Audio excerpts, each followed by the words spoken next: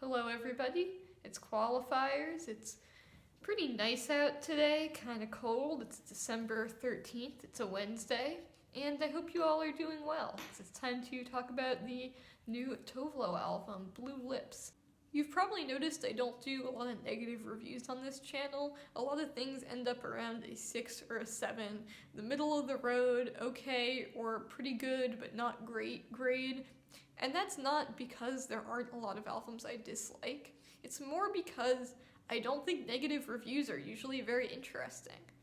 When I review an album, I want to feel at least a little bit conflicted about it. I want to have had to struggle to figure out what the intention of the album is and struggle to figure out whether it actually achieved that or not.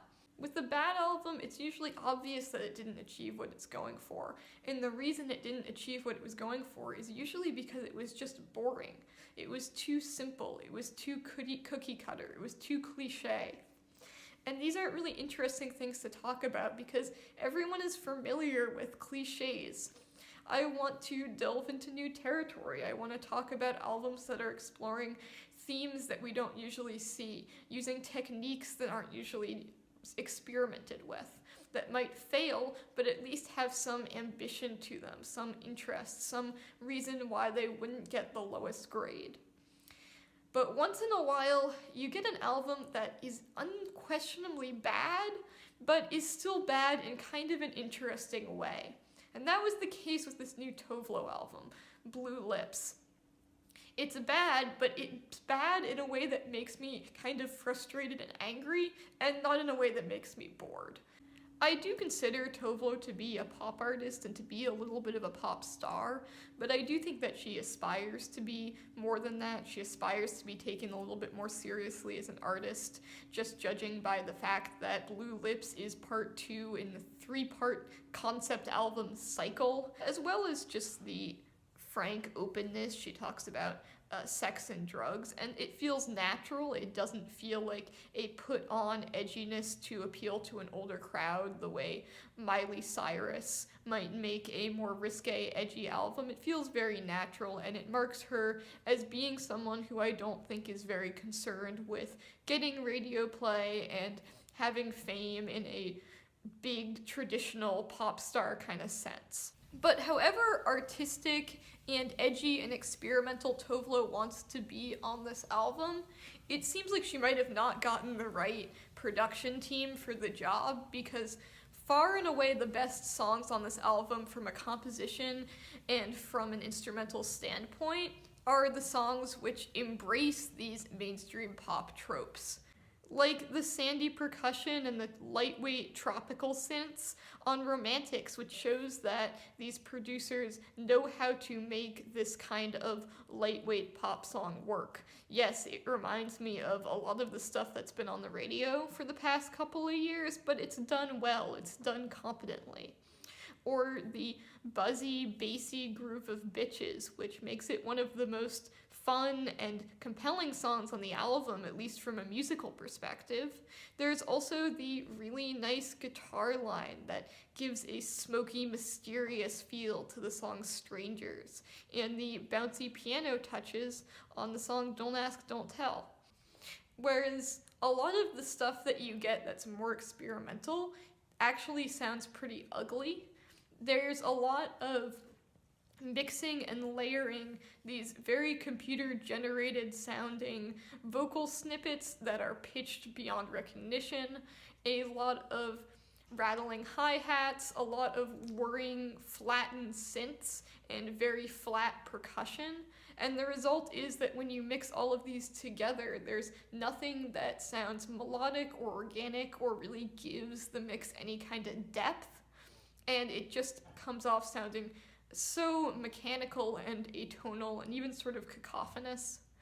Like the song 9th of October, which starts out really nicely with these muted, trembling synths that showcase Tove Lo's voice really well, but as it builds to a chorus, it adds more and more ugly atonal elements. There's a wood block, there's a strange squealing fake horn noise, there are these incredibly flattened, whirring synths. It just ends up sounding ugly. But I feel real travesty of this album is the lyrics. It feels like Tove Lo is trying to combine elements of a novel and elements of a generic pop song, and they just crash into each other, and she ends up getting the worst parts of both of these things. These songs seem vague and general enough that you should be able to relate to them. Like in a pop song, you should be able to get swept up in them and understand what this person is feeling, even if they aren't particularly detailed or nuanced. But the problem is that Tove Lo is always at such a distance from these songs. She's always singing about a character, or if she is singing about herself, she's singing from such a removed perspective that it seems more like just recalling or analyzing things she's done rather than actually channeling those feelings. And if this album were going for something that was a little bit more removed, a little bit more satirical maybe, a commentary on how relationships form and fall apart, it also kind of fails there because there is just not enough detail and there's not enough nuance. It feels like Tove Lo thinks that the very content of just the story she's telling and the bare bones facts about what the characters are doing and feeling is enough to make this album gritty or real. Okay, so you guys can see what I mean a little bit more concretely. Let's do a little lyrics analysis. Let's put some lyrics up here. Like up here are the lyrics to the song Struggle. She's making these big, grand statements using a lot of profanity, which makes me think this is supposed to be a sort of an intense song. But honestly, I can't even tell. Like, when she says the struggle is real, is that supposed to be ironic? Like she's making too much of these little problems? Like, the struggle is real? Or is it supposed to be sincere? Is she actually having a terrible time communicating with her partner? Is she actually upset about that? There's a sort of hard-edged bluntness to these lyrics that make me feel like they're talking about something intense or are implying that the characters are going through these intense emotions, but it's often hard to tell what these emotions even are. And this kind of vague, explainy, tell, don't show kind of lyricism shows up all over this album. So here are the lyrics to the song Don't Ask, Don't Tell, which is about having a kind of don't ask, don't tell approach to your relationship. You don't talk about your emotional baggage, you just kind of live in the moment. And these lyrics, they're about that. They're not bad, they're just very straightforward and flat. Hearing the premise of the song is very similar to listening to the song or reading the lyrics of the song. You get about the same amount of information from it.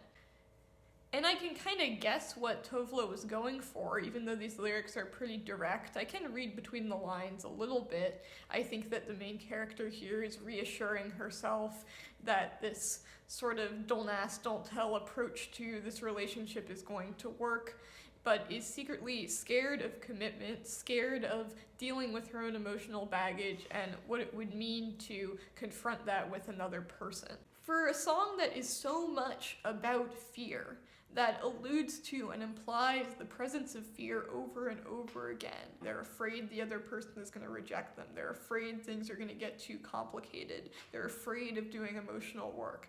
There is so much fear built into the premise of this song and explicitly talked about, but there is so little fear that's actually directly confronted and palpable in this musical composition, in Tove Lo's delivery, in the lyrics. It's sort of like Tove Lo thinks that explaining something which implies the existence of something darker, which alludes to something darker, means that the song is going to be dark or edgy. Because what Tove Lo is delivering here is just the idea of being edgy or dark, the concept of being damaged, without the messy emotions that come with actually exploring what it means to be damaged. It's something I've seen a lot recently, especially in pop music. It's almost a trend now to evoke the concept of being dark or being fucked up without delving into what that actually means.